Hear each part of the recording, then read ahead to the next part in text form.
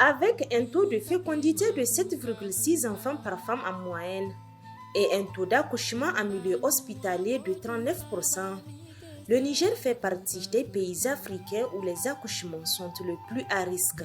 Pour protéger davantage les femmes enceintes et leurs fœtus contre les maladies transmissibles, le Niger a introduit depuis le démarrage de son programme élargi de vaccination en 1988 le vaccin antitétanique et antidiphtérique pendant la grossesse.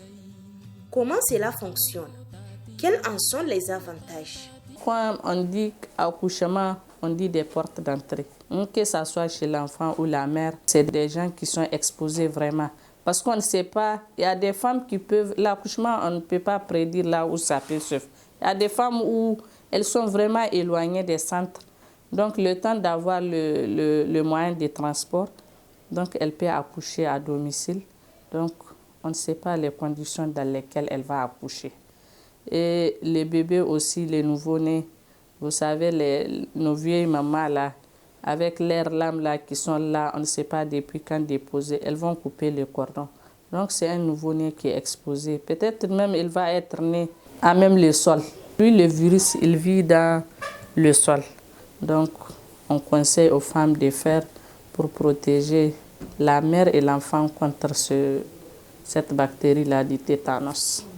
Pour une prévention complète du tétanos chez la femme enceinte ou en âge de procréer, 5 doses nécessaires sont administrées à chaque femme selon un calendrier vaccinal bien détaillé. Il y a 5 doses que la femme doit recevoir.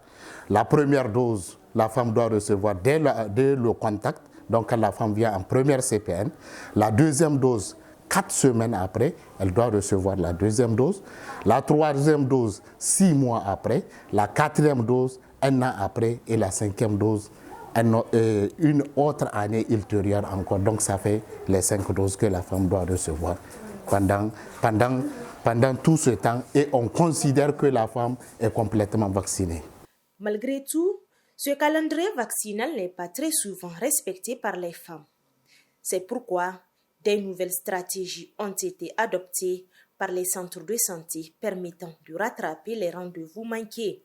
On fait la première vaccination au premier contact, donc à la consultation. La deuxième, donc à la prochaine consultation. On donne même rendez-vous 1 mois après.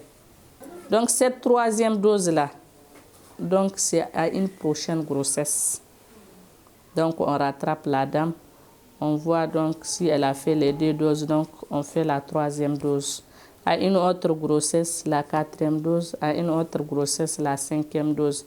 En tout cas, suivant ces calendriers-là, on arrive à voir les femmes parce qu'à chaque grossesse, tu vas les voir. Ces femmes rencontrées dans quelques centres de soins de la capitale nous expliquent toute l'importance du respect du calendrier de la vaccination antitétanique pour elles. C'est très important de protéger l'enfant qui est très, je dirais, vulnérable.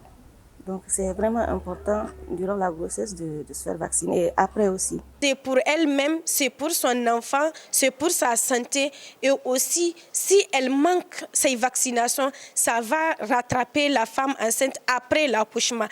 La femme enceinte est parmi les personnes les plus vulnérables face aux maladies infectieuses qui pourraient s'avérer dangereuses pour la mère et l'enfant.